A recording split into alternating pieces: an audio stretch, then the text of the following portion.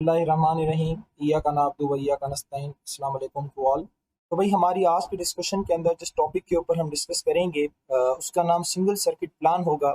और इंशाल्लाह आज मैं पूरी कोशिश करूंगा कि इस टॉपिक को जितना अच्छा करके आप लोगों के साथ शेयर करूं उतना अच्छा करके शेयर करूंगा, क्योंकि आज हम इस टॉपिक को किसी बुक की इमेज या गूगल की इमेज से नहीं समझेंगे। मैंने खुद से एक एनिमेशन बनाई है अपना थोड़ा सा कीमती वक्त निकाल के आप लोगों के लिए, ताकि ये टॉपिक जो है वो बहुत अच्छे तरीके से आप लोगों को समझ आ जाए। क्यों? क्योंकि स्टूडेंट्स को हमेशा इस टॉपिक से रिलेटेड प्रॉब्लम रहती है। अच्छा, आपने एक बात याद रखनी है, ये जो सिंगल सर्किट प्लान है ना, ये उन एनिमल्स के अंदर पाया जाता है जो मोस्टली एक्वाटिक होते हैं और उनके पास हार्ट के 2 चेंबर्स होते हैं।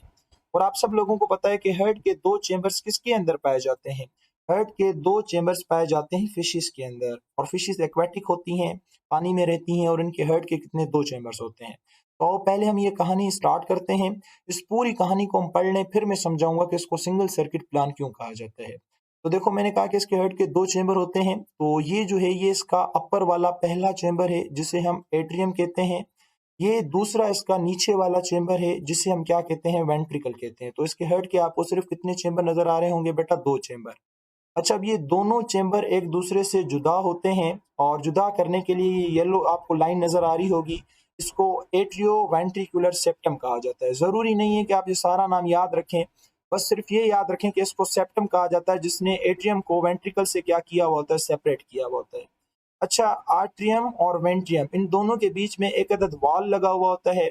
इस वॉल को हम नाम देते हैं एट्रियो वेंट्रिकुलर वॉल का। सही है बच्चा? तो ये ऊपर वाला चेंबर एट्रियम, ये नीचे वाला वेंट्रिकल, और इन दोनों चेंबर को सेपरेट करने के लिए सेप्टम लगा हुआ है, एट्रियो वेंट्रिकुलर सेप्टम। और एट्रियम और वेंट्रिकल दोनों के बीच में एक वाल लगा हुआ है जिसे एट्रियो वेंट्रिकुलर क्या कहा जाता है? वाल कहा जाता है। सही है?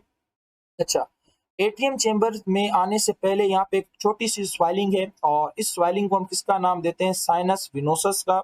और इस तरह से वेनस वेंट्रिकल के बाहर भी एक छोटी सी स्वेलिंग है, इसको हम किसका नाम देते हैं? कोनस आर्टियोसस का। तो ये 2 नाम लिखे हुए हैं, ये भी आपने याद रखना है कि एट्रियम में आने से पहले एक छोटी सी स्वेलिंग है, उस स्वेलिंग को साइनस विनोसस का नाम देते हैं।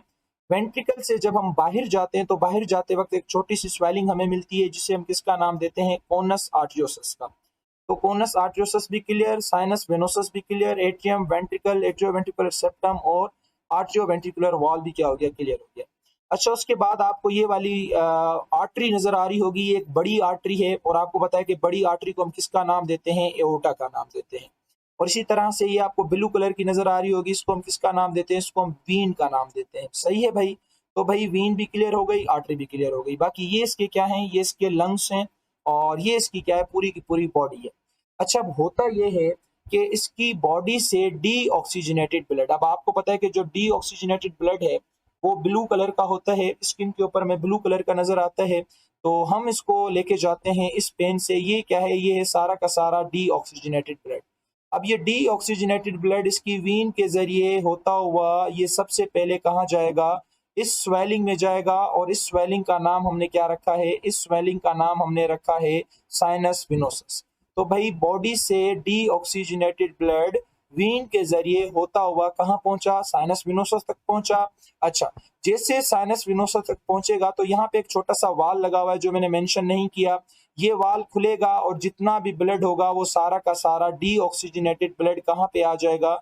ये सारा का सारा डी ऑक्सीजनेटेड ब्लड आ गया आपके एट्रियम के अंदर। सही है? और पीछे से ये वाल क्या हो जाएगा? बंद हो जाएगा। चलो भाई, अब एट्रियम के अंदर डी ऑक्सीजनेटेड ब्लड आ गया। अब ये जैसे एट्रियम इसका क्या होगा? फिल होगा। ये एट्रियम जैसे क्या होगा? इसका फिल होगा। तो फिल होने के बाद इस एट्रियम की होगी कॉन्ट्रेक्शन। ये जो एट्रियम है ना, ये आपका क्या होगा? कॉन्ट्रैक्ट होगा। जैसे कॉन्ट्रैक्ट होगा तो यहां से ये वाल क्या हो जाएगा? ओपन हो जाएगा। जैसे वाल ओपन होगा तो ये जितना भी डी ऑक्सीजनेटेड ब्लड है ये एट्रियम से निकल के सारा का सारा कहाँ चला जाएगा? वेंट्रिकल में चला जाएगा। तो देखो भाई, ये सारा ब्लड कहाँ पे आ गया? वेंट्रिकल में आ गया।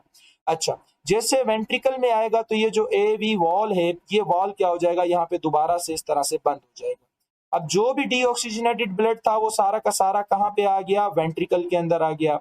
अब ये जैसे वेंट्रिकल इस डीऑक्सीजनेटेड ब्लड से फिल होगा तो इस वेंट्रिकल की यहाँ पे क्या होगी? कॉन्ट्रेक्शन होगी।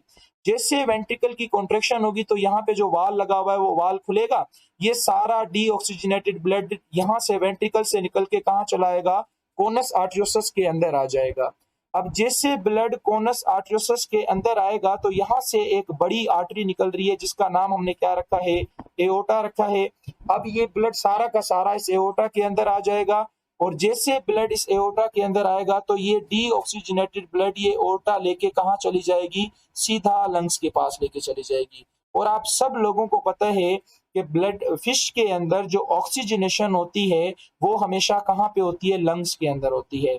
कैसे होती है, अगर आपको पढ़ने का इतना ही शौक है तो चैप्टर नंबर 13 गैसेस एक्सचेंज इन फिशेस में बहुत अच्छे तरीके से डिफाइन कर चुका हूं, तो आप वहां पे जाके पढ़ सकते हैं। अच्छा, जैसे आपका यहाँ पे ब्लड ऑक्सीजनेटेड होगा, इसके अंदर जैसे ऑक्सीजन आ जाएगी तो ये ब्लड आपका ब्लू कलर से दोबारा किस कलर का बन जाएगा, दोबारा से रेड कलर का बन जाएगा, ब्राइट रेड कलर का।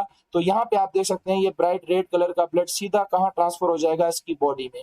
इसकी बॉडीज को दोबारा से क्या कर देगा, ऑक्सीजन देगा, पूरी बॉडी के अंदर ऑक्सीजन डिस्ट्रीब्यूट करेगा और दोबारा से इससे कार्बन डाइऑक्साइड ले लेगा। जब दोबारा से कार्बन डाइऑक्साइड ले लेगा तो दोबारा से क्या बन जाएगा, डीऑक्सीजनेटेड। फिर ये वीन को देगा, ये वीन कहाँ खुलेगी, साइनस वेनोसस में खुलेगी। ये साइनस वेनोसस कहाँ खुलेगा, इसके पहले चेंबर में जिसका नाम क्या है, एट्रियम है। अब क्या होगा, ये एट्रियम जैसे फिल होगा, यहाँ से निकल के इस वाल से होता हुआ ये कहाँ जाएगा, वेंट्रिकल के अंदर आएगा। जब वेंट्रिकल फिल होगा तो इस वाल खुलेगा और ये जो भी डीऑक्सीजनेटेड ब्लड है ये कहाँ आएगा, कोनस आर्टरियोसस के अंदर आएगा। और कोनस आर्टरियोसस से एक बड़ी आर्टरी निकल रही है जिसका नाम क्या है, एओर्टा। ये आर्टरी डीऑक्सीजनेटेड ब्लड लेके सीधा कहाँ पहुंचेगी, लंग्स के पास, क्योंकि इसको पता है कि जो ऑक्सीजनेशन होती है इस ब्लड के अंदर, जो ऑक्सीजन आएगी वो लंग्स के अंदर आएगी। कैसे आएगी, चैप्टर नंबर 13 को फॉलो करें। जैसे ब्लड आपका ऑक्सीजनेटेड हो जाएगा, यहाँ से निकल के फिर दोबारा कहाँ चला जाएगा, बॉडी की फिश के अंदर। फिश की बॉडी के अंदर पूरी फिश को ऑक्सीजनेटेड ब्लड सप्लाई करेगा, फिर जो भी कार्बन डाइऑक्साइड होगी दोबारा वीन में चली जाएगी। इस तरह से आप लोगों ने इस पूरे सिनेरियो के अंदर क्या देखा कि फिश का जो हार्ट होता है उस हार्ट के अंदर ऑक्सीजनेटेड ब्लड आता ही नहीं है। हमेशा कौन सा ब्लड आता है, डीऑक्सीजनेटेड ब्लड। तो देखें ये डीऑक्सीजनेटेड ब्लड है, ये डीऑक्सीजनेटेड ब्लड है। क्यों, क्योंकि इसकी जो ऑक्सीजनेशन होती है वो हार्ट के अंदर नहीं होती, इसकी ऑक्सीजनेशन कहाँ पे होती है, लंग्स के अंदर। तो ऐसी सर्किट प्लान की जिसके अंदर हार्ट के अंदर कभी भी ऑक्सीजनेटेड ब्लड नहीं आता, सिर्फ डीऑक्सीजनेटेड ब्लड आता है, इस टाइप के सर्किट को क्या कहा जाता है, सिंगल सर्किट प्लान कहा जाता है। मुझे उम्मीद है कि ये वाला टॉपिक आपको बहुत अच्छे तरीके से समझ आ गया होगा, बट इससे बेहतरीन मैं क्या आपको कोई भी नहीं समझा सकता। तो बहरहाल इसकी थ्योरी पढ़ लेते हैं घिसी पिटी। ये कहता है the heart of fish passes two chambers. जो मछली का हार्ट होता है उसके दो चेंबर होते हैं, एक उसका एट्रियम, दूसरा उसका वेंट्रिकल। अब जो डीऑक्सीजनेटेड ब्लड होता है वो इसके एट्रियम में आता है, कहाँ से, साइनस विनोसस से। कौन लेके आता है, वीन लेके आती है। जैसे ब्लड एट्रियम के अंदर आता है तो साइनो आर्टियल वाल, जो मैंने बताया ना कि वहां पे वाल लगा होता है, उसका ये नाम है। जरूरी नहीं है कि आप इसको याद रखो। ये वाल क्या हो जाता है, क्लोज हो जाता है और ये कहाँ लगा हुआ होता है, साइनस वेनोसस और एट्रियम के बीच में। जस्ट आप बस ना याद रखो कि बस वहां पे एक वाल लगा हुआ होता है, सही है। अब ये जो ब्लड है ये एट्रियम जैसे फिल होगा, यहाँ से मूव करके कहाँ चला जाएगा, वेंट्रिकल में। जैसे एट्रियम कॉन्ट्रैक्ट होगा ब्लड आपका वेंट्रिकल में चला जाएगा। जैसे वेंट्रिकल में चला जाएगा तो वहां से उसको एक वाल को क्रॉस करना पड़ेगा। आप लोगों ने देखा उस वाल का नाम क्या था, एट्रियो वेंट्रिकुलर वाल। ये कहता है कि जैसे आपका वेंट्रिकल्स क्या होगा, कॉन्ट्रैक्ट, फिल होगा, तो फिल होने के बाद ये वेंट्रिकल्स कॉन्ट्रैक्ट होगा। जो भी ब्लड है वो कहाँ डाला जाएगा, एओर्टा के अंदर। कहाँ से, कोनस आर्टरियोसस से, यानी पहले कोनस आर्टरियोसस में जाएगा फिर एओर्टा में जाएगा। फिर कोनस आर्टरियोसस से ब्लड मूव करता हुआ सीधा आपका कहाँ जाएगा, गिल्स की तरफ जाएगा और गिल्स में जाके क्या हो जाएगा, ऑक्सीजनेटेड हो जाएगा। फिर ये जो ऑक्सीजनेटेड ब्लड है ये कहाँ एंटर होगा, बॉडी के अंदर। दोबारा हार्ट में नहीं जाएगा, बॉडी के अंदर जाएगा और फिर बॉडी के अंदर जितने भी टिश्यूज होंगे सबको ऑक्सीजन देगा। जैसे डीऑक्सीजनेटेड बनेगा फिर इसको वीन लेके दोबारा कहाँ चली जाएगी, हार्ट के पास चली जाएगी। और इस तरह से आप लोगों ने देखा कि हार्ट के अंदर सिर्फ और सिर्फ डीऑक्सीजनेटेड ब्लड जा रहा है, तो इसलिए हम इसको किसका नाम देते हैं, सिंगल सर्किट प्लान का। यहाँ पे नोट के अंदर मैंने लिख दिया है ताकि आप लोग कंफ्यूज ना हो। The heart of fish always get deoxygenated blood. हमेशा इसके दिल के अंदर डीऑक्सीजनेटेड ब्लड आता है, लिहाजा इसलिए हम इसको क्या कहते हैं, सिंगल सर्किट प्लान कहते हैं। मुझे उम्मीद है कि आपको ये सिंगल सर्किट प्लान बहुत बहुत अच्छे तरीके से समझ आ गया होगा। इसको पढ़ें, समझें, जो भी क्वेश्चन हो आप कमेंट बॉक्स में आके पूछ सकते हैं। तब तक के लिए अल्लाह हाफिज, अपना बहुत सारा ख्याल रखिए।